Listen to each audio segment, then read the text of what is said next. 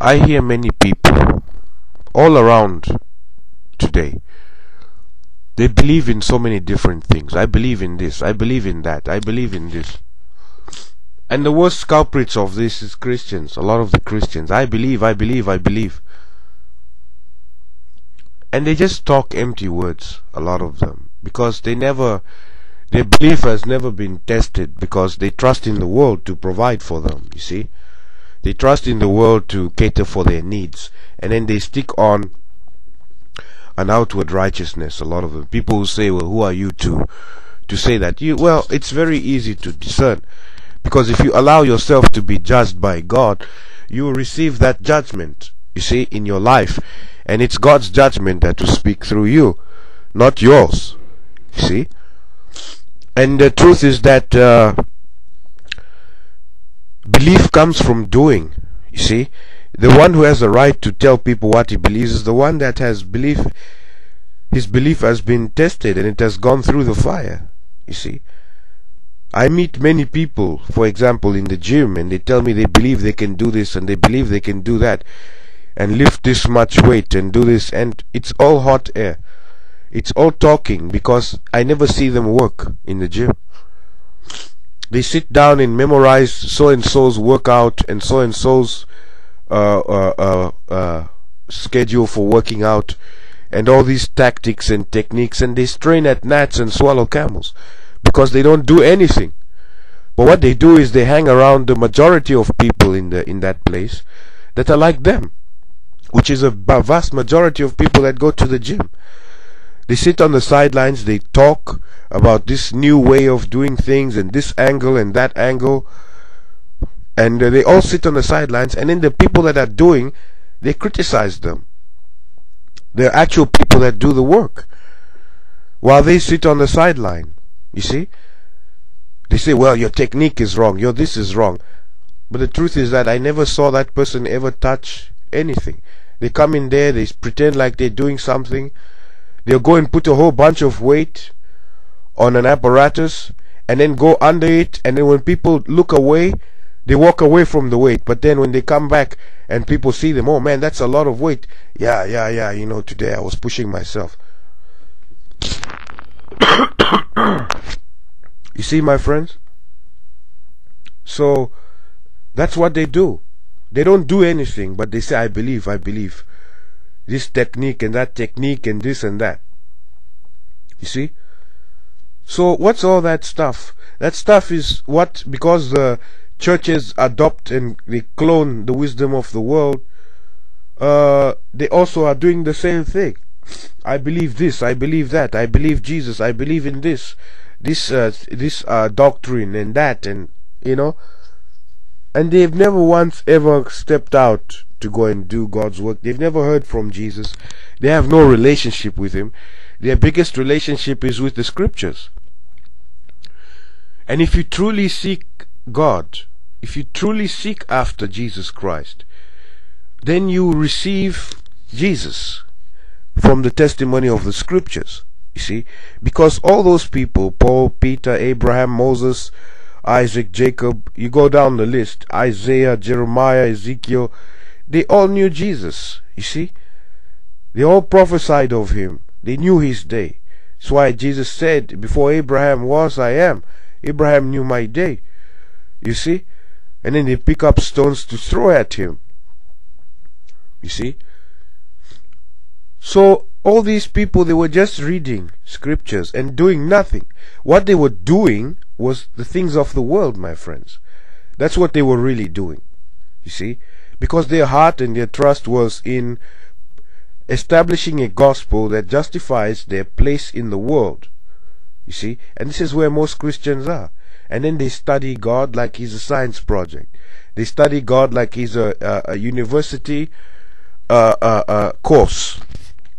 You know, we do word studies, we do this and that, we use Strong's Concordance, we start doing this, and we have no relationship with Jesus Christ. We call people that hear from Jesus, we call them false prophet. We call them deluded. We call them all manner of things. You see, my friends, Do you not think that this is what the disciples went through when they received visions and dreams?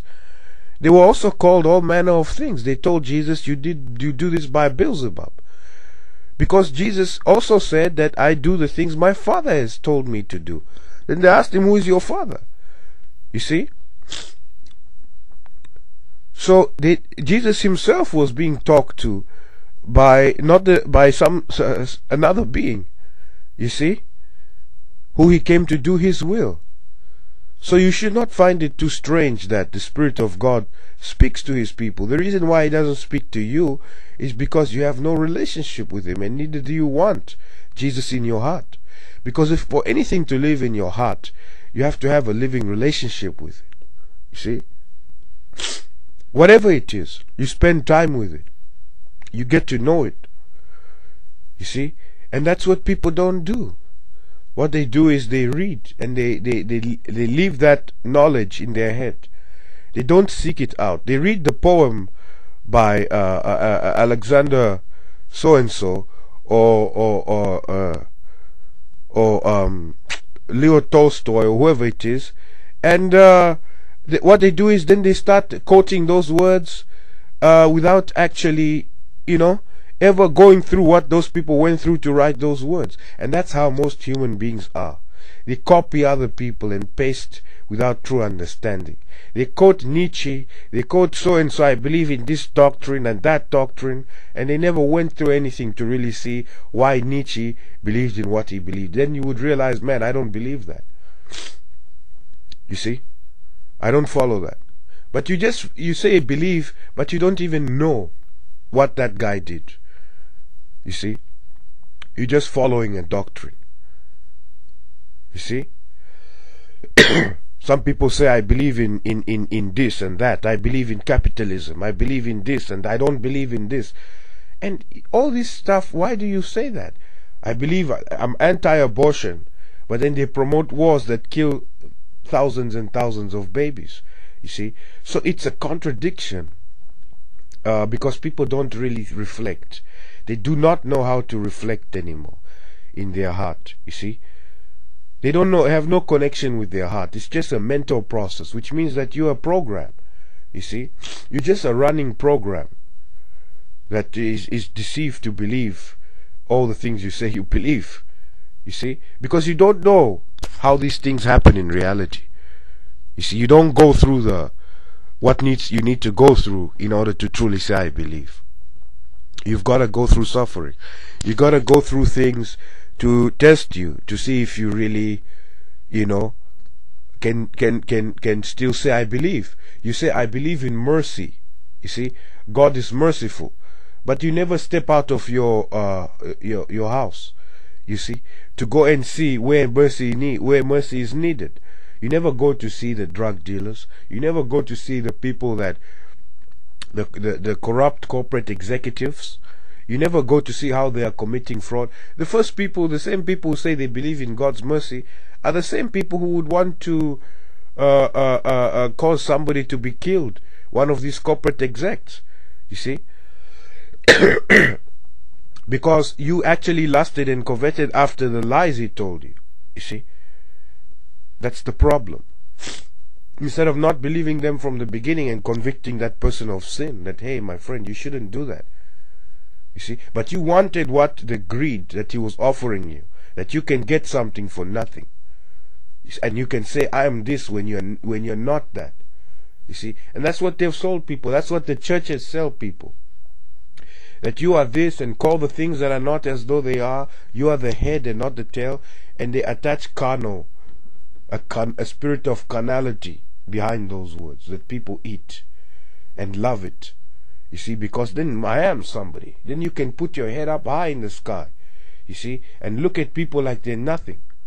You see, and you are better than everybody else. My friends, God resists the proud. See, you can't be empty on the inside. When you're empty on the inside, you talk a lot to compensate. And to try and show people, you see, that you have something. You have some kind of, You see, you compensate a lot.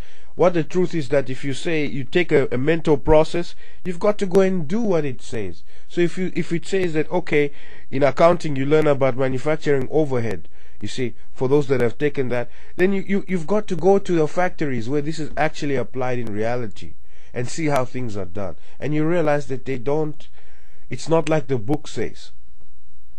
You see, it's not like the book says.